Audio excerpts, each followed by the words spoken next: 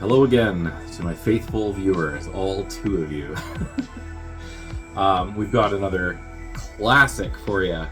This is the movie Thirst. Now, there are like 50 different movies called Thirst, so to narrow it down, this is the, I want to say 2010 or 2008, something like that, TV movies. Starring Mercedes McNabb, I believe her name is. She played Harmony on Buffy the Vampire Slayer and Angel. And Lacey Chabert, who played... Okay, well, I was going to try to make a joke and pretend like I'm a diehard fan of Scarecrow, but I don't remember her character's name in that. So it's Gretchen from friggin' Mean Girls, the Hallmark movies. You know what she does. Anyway, this is sort of a survival movie, I guess. It's listed on IMDb as survival horror. I do not see how it's horror, really. I mean, maybe it is. I don't know. But it's a survival movie. It's man versus environment, or in this case, man and woman versus environment, because they're men and women, whatever. Anyway, spoiler alert, you know the drill. If you didn't catch this when it was on like TV, whenever that was, then and you plan on watching it later, it did get a DVD release, so I mean, if you do want to watch it, you can. So, spoiler alert, out of the way. Alright, so we got a story. We got two couples. We have Noelle, who's Lacey Chabert's character, and her husband, Brian. And then we have Etheria, who is the girl that Mercedes, aka Harmony, plays, and her boyfriend, Tyson, who they just met recently, and they're going to go out to the desert to do this photo shoot. And the plan originally was Death Valley. Apparently, now, no, it's been done to tears. We're going to go to this place called the Devil's Children.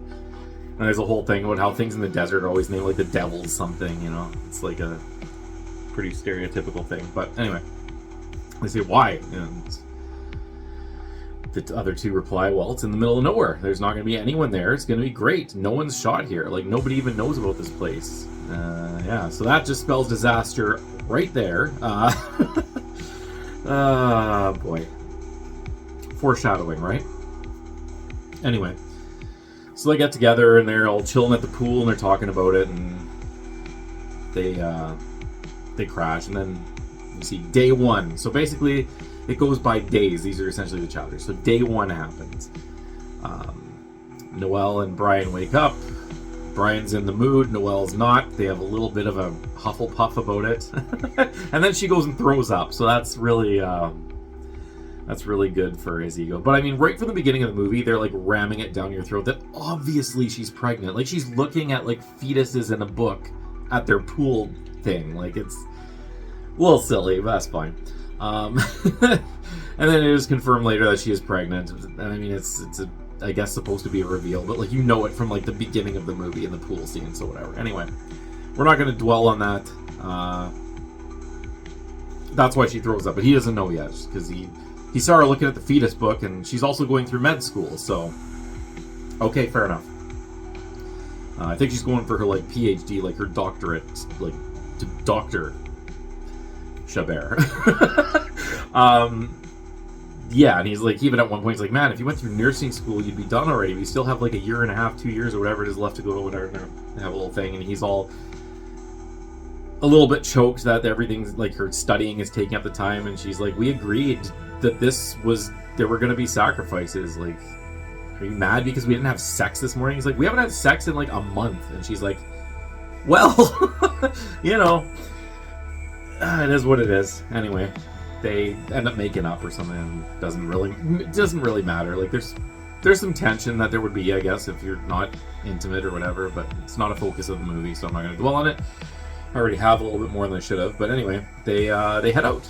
They head down the road and they see the last convenience store for like miles or whatever, or kilometers if you're Canadian or European or anywhere else in the world that isn't the States. Yeah, so they go get some water and some snacks and stuff, but like enough for a day adventure, which is fair. I mean, that's what they're doing, right? So they go and they take their pictures, and she's like in her bikini. Etheria, not Noelle. Noelle came along kind of reluctantly because she's like, would you be mad if I stayed here? And her husband made a pouty face. She's like, fuck, okay, I guess I'll go then. And this is why you listen to your partners. If they don't want to do something, you don't force them to do it, you know? Because she would have been like, hey, they're not back yet. And then the whole thing would have been averted. She would have known where they went, could have sent someone to look. Anyway, whatever, that doesn't matter. Luck happened against their favor, so whatever. Anyway, yeah, they're doing the photo shoot, and they're packing up, and they have like a little fight, and the husband is like a dick here, because she's like, can I have some water? And then he like finishes the water, and he's like, there's more in the car. And it's like, holy fuck. No wonder she's not sleeping with you, dude. Like, come on, don't be a complete ass. Like, jeez. Anyway, they get back to the car, and it's locked, so they're waiting around, I guess, like an hour or two or something, and she's like really thirsty. And finally, the car's locked, and they're waiting for Tyson and Etheria to come back, and they finally do and let them in. They have the water and blah, blah, blah, blah. And they're like, okay, well, the sunset here is supposed to be really awesome. And then he's like, okay, so let's go drive around. And Noelle's kind of like, we're not leaving? He's like, no, we're going to get some, like, sunset shots. It's like, all right. Oh, by the way, Etheria's a model, by the way, just so you know. I assume you knew that from the photos, that whatever. Anyway, that's her thing, and they just met recently, her and Tyson, so they're in the lovebird phase, or the honeymoon phase, or whatever you want to call it. And apparently they've been, Noelle and Brian have been married for a while, so they got that thing. They're at that point where it's like, okay, we're married, what else, I don't know if that makes sense. I've never been married, but this is what I hear, so, the sex life dies, etc., whatever, but that's not it. She's preggo and has morning sickness and all that crap, and she's studying, but he doesn't know all this stuff, so whatever. It's a whole big thing, whole big kerfuffle. Yeah. But anyway, they're driving to this other location where they're gonna take these photos, and the wolf runs into the road, and Tyson slams on his brakes and ends up driving off the road, off of the edge of like not a cliff, but like a very steep slant, smashes nose first into the thing, like the ground, and it's in a position where you can't back the truck out. It's like lodged between like the ground and the hill, and it's, it's hosed. And all of this, Brian ended up getting a piece of glass in himself, and Etheria has a concussion, and they're basically nursing that and all that. They're trying to decide, like, what do we do? And they're like, okay, well, we could start a fire. Fair enough. Yeah, so they do that. I think they light a tire on fire, and then the truck on fire, and then smoke signals, right? I mean, that's a pretty good sign to get someone's attention. I mean, a burning vehicle would be a lot more smoke than a campfire, so someone's bound to notice, right? Well, they don't. Spoiler alert.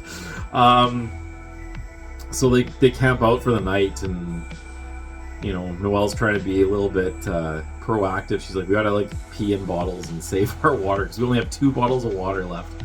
Oh yeah, their rations are crap. They have like a thing of Tic Tacs, like the bottom the bottom crushed pieces of chips, and 2 bottles of water, and that's pretty much it. So they ration it out between the 2 couples, and they call it a night after some discussion of basically like they have their I'm sorries and whatnot, Noelle and Brian, and she tells him that she's pregnant, and it's just like a big like, okay, that changes everything, I get it, whatever. So they're all chill and lovey-dovey. No, they still don't have sex because it's in the middle of the desert and their friends are all injured, but you're on the right path to getting back into the swing of things, romance-wise. He doesn't have to feel neglected, understands, whatever. Doesn't matter. She wakes up Etheria in the middle of the night to ask if she's okay, and Etheria's like, yeah, I was when I was asleep. And I totally get it. But the next day, day 2 appears on the screen. So the next day we got Brian trying to be proactive, and he makes a little compass using artificial science. So he takes a razor blade and he rubs it in like Etheria's silk panties to magnetize it. But that's not how it works. So if you want to magnetize a piece of steel, you have to rub it with a magnet, essentially. So I mean, there's static electricity, I guess, maybe, but it's not going to become magnetized. So anyway, clearly it didn't work anyway, because they don't get out for another couple days. So He wanders off to go see if he can find anything, and that's great. Noelle wakes up and is talking to Etheria, like, are you okay? She's like, yeah, after you stop waking me up every 5 minutes, I was able to get some sleep. She's like, are you nauseous? She's like, no, I did throw up earlier, but... And she's like, oh, shit, okay, so... Alright. And she pulls Tyson aside, and she's like, she's got, like, what is it, hematoma? Is that what it is? Something with, like, the brain... The blood vessels in your brain are swollen or something? I don't know. Concussion, essentially. An internal brain bleeding or whatever. And it's not a good thing. And she starts... Basically... Does she pass out? I can't remember. She either passes out or she, like... I don't remember. Yeah, she has, like, a seizure or something, and... She... Oh my god, I'm just fumbling through this. I'm very sorry, guys. You can stop it here if you want. I will not be offended if this is the timestamp that everyone stops watching. Okay, so she has a seizure, and Noelle's doctoring skills kick in, and she's like, hand me my book, hand me my book. And then Tyson's like, are you gonna do something? You're like the smartest person here. Figure it out. You're a doctor. She's like, I'm not a fucking brain surgeon. Like, that's a pretty specialized thing. But she's reading the book. She's like, okay, so we have to basically relieve the pressure in her head because the blood is filling her head and pressing, and the pressure is building up, and it's not ideal. And he's like, okay, well, how do we do that? And she's like, we gotta bore a hole through her head. And he's kind of not into that idea, but she says we pretty much have to. Like, she's dying. Like, visibly you can see her dying, so we need a knife or like anything. And he finds a screwdriver and brings it over, and she puts it, and she's like, hey, find a rock. He's like, okay, and he gets a rock. She's like, okay, bang down hard, just enough to go through the skull, but not enough to hit her brain. He's like, what? I'm not doing that. Are you fucked? She's like, you have to. Like, I'm holding it or whatever. And she's like, fine, you're a pussy. I'll do it. But you hold the screwdriver.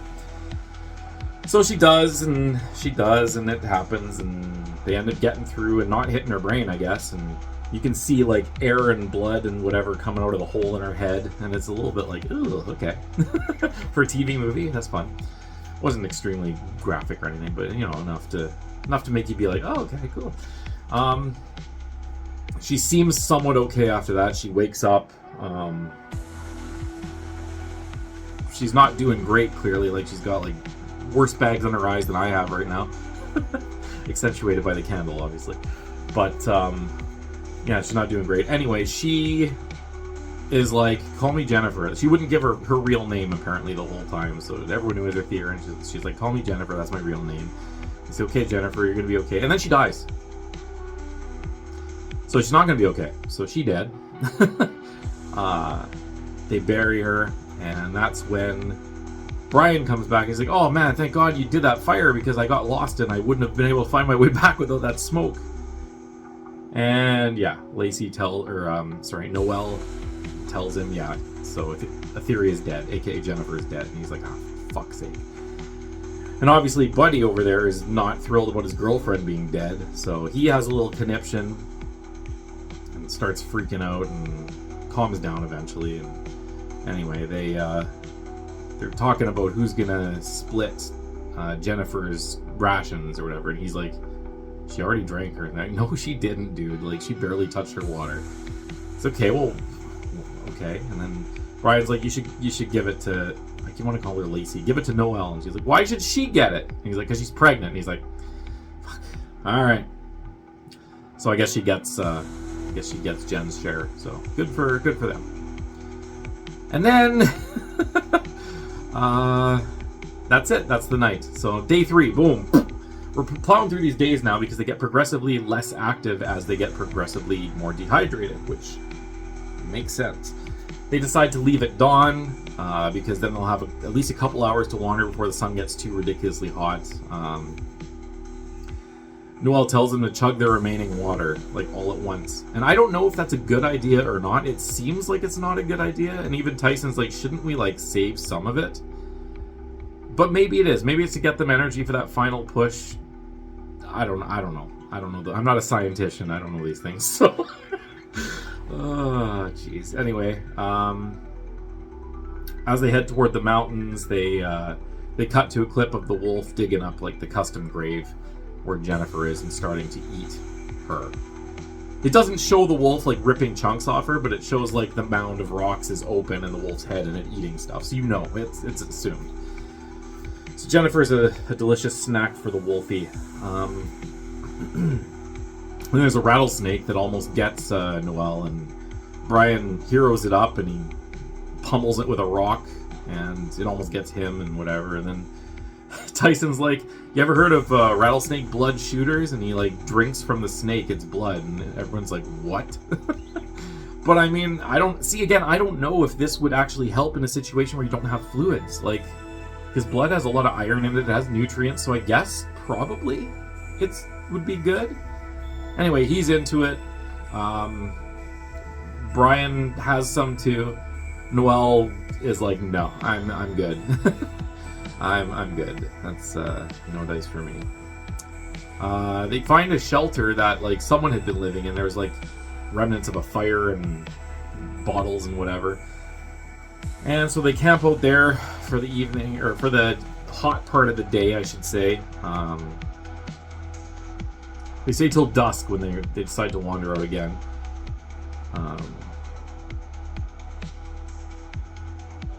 Yeah, she has a nightmare of like Jen's body holding one of her implants. It's like, all right, that's random. So that's fun. And then they have a pee drink. They drink their pee. So that's fun. And I guess they don't go out that night because then it says day 4.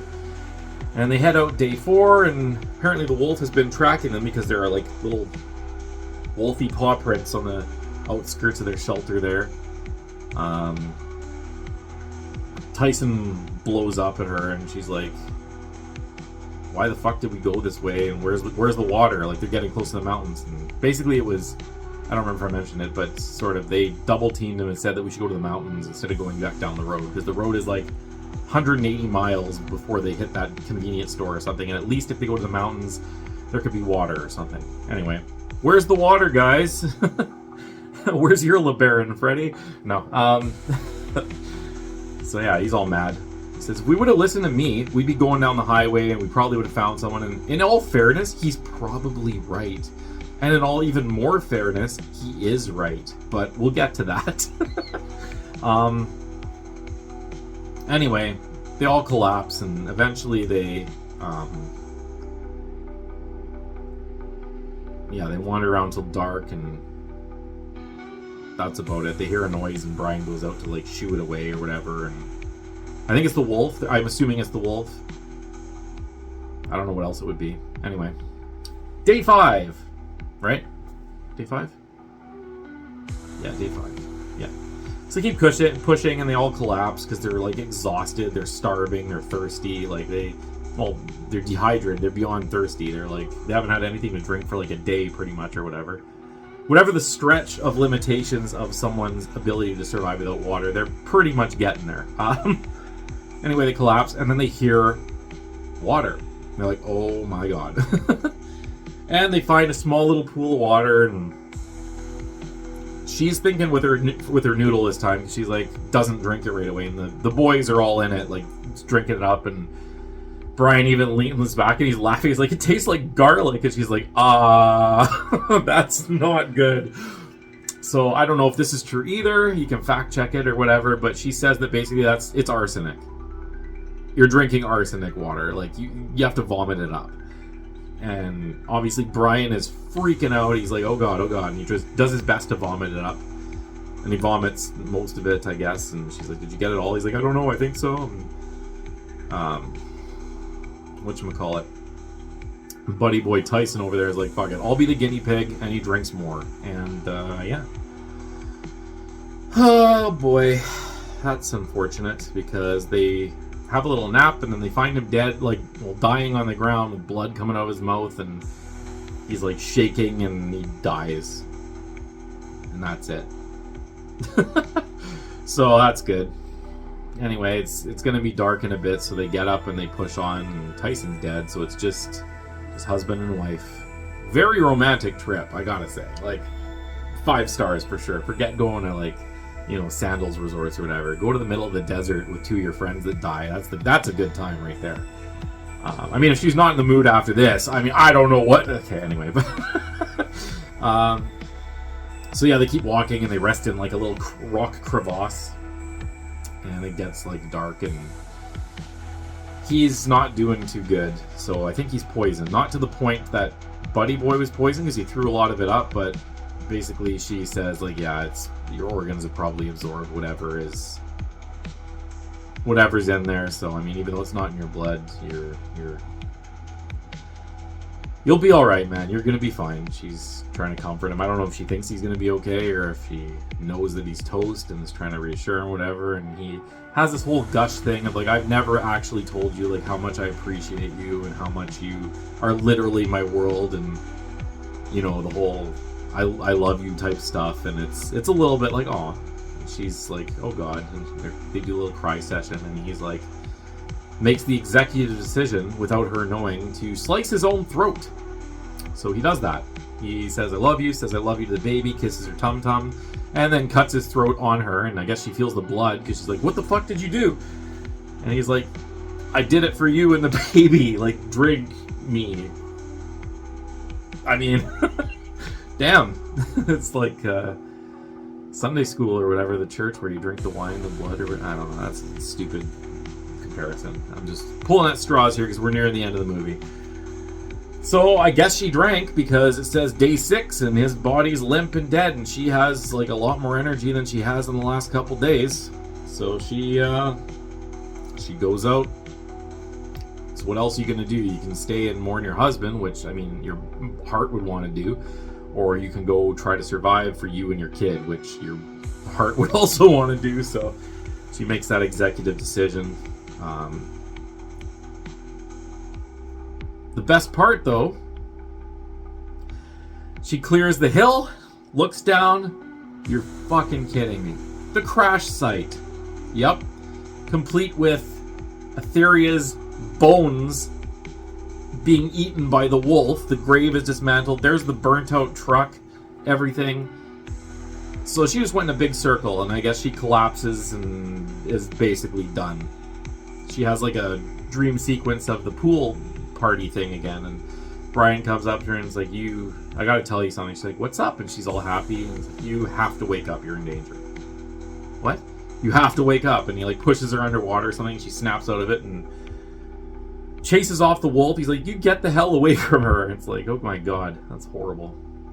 And then she figures out that you can use those breast implants to, well, she gives herself an IV or something. And again, I'm not a doctor, so maybe that would be a thing. Like, I guess there's saline in it, so yeah, I guess it would do something. It would help a little bit. So she does that. She finds one of them and it's punctured, and then she finds the other one and it's good, and there's like a little, I don't know what she finds in the needle. It looked like maybe like a tire spike or I don't know what it is. But it's not like an actual needle, but she makes it work. She figures it out, injects herself with the saline solution inside the boob, and good to go. So thanks, Jennifer. You saved the day in the long run. Just didn't save your own day. Anyway. She heads back down the road, as Tyson had suggested in the first place, and lo and behold, a car starts driving in the distance towards her. She's like, oh my god. So basically her husband and 2 of her friends are dead because she didn't want to do the smart thing and go down the road. I mean, shit, that's pretty much the end of the movie. She collapses and says to the baby, you're going to be alright, as the truck approaches. And then it rains on top of it. So it's like, just to fucking kick her in the side even more when she's down. Haha, you're rescued, but oh, here's some water, by the way. So, yeah, sucks to be her. But it doesn't, because she lived, I guess. So, that's the movie. Now, reviews are pretty mixed on this one. So I'm not going to let that influence my decision. I don't anyway, because a lot of the times I either rate things way too high or way too low. But that being said, some people absolutely hate this movie. They give it like 1 star. It's so horrible. The acting is awful. The decisions are really dumb, which, to be fair, the decision to not go to the road is dumb. I'll give you that one. Oh, there's another one where Tyson eats a cactus and it ends up being like poisonous or something because he doesn't know about that stuff. So that's. But you're desperate. In desperate times, you're dehydrated, your brain's not working properly. I get it, you know. So later down the road, some of the stupid decisions that were made, you know, it's a thing that happens. You know, you're on the verge of death. You're not gonna you're gonna have some water. You know you should boil it, but do you have anything to boil it with? No, you're gonna just hope. So I'm not too horrified about that. The acting wasn't that bad, honestly. It was actually pretty decent, for the most part. I think there were some scenes where people were dicks when they didn't need to be. Like, I know they're trying to push the distancing between Noel and Brian a little bit, but I mean, he seemed like drinking the last of the water and saying there's more in the truck. That's like divorce right there. That's what I would do. Listen. So I don't know. That didn't bug me at all. I mean, it was a bit slow paced, but it's a survival movie. It's not going to be action paced. Some people are complaining about that. Well, no, it's a survival movie. It's people surviving, and like the more they progress, the closer they come to death before overcoming it. That's what a survival movie is. Or they don't overcome it, and they succumb to it. So you're not going to have like Die Hard for like a survival movie about dying of thirst. You know, there's not going to be explosions and guns and stuff. So I don't care about that either. You have to look at a movie for what it is. And what it is a made-for-TV survival movie. That pretty much sums it up. What am I going to give it? I'll give it a 5.68. Seems reasonable. It's passable. Survival movies aren't really my cup of tea. Some of them are okay, but like they're not like a one that I would jump to. But yeah, I saw this one in the discount bin, and I was like, oh, all right, sure. It's got two people who I knew who they were. You got Buffy and Mean Girls, so those are two wins in my books. And yeah, that's about it. Honestly, should you watch it? If it's on TV, I mean, it's a TV movie, and that's exactly what you're getting, is a TV movie. It's not a huge budget by any means. But I remember back in the day when I would watch cable and a movie would come on, it was a made-for-TV movie, and they weren't theater-quality movies by any means, but you sit down knowing that, and you have fun. So you know what? If it's on TV, watch it. It's alright. If you're not into survival horror, then skip it. Well, it's not a survival horror. I don't understand why they put the horror in there. I guess because they showed a skeleton and the wolf eating it? I don't know. It's not a horror movie then. So that's my final thought. I won't ramble on too much about it. That's about it. Okay, we're getting to 30 minutes here. I gotta figure out how to slow these or speed these videos up. Yeah, I'll leave it at that. Check it out or don't. Alright, bye.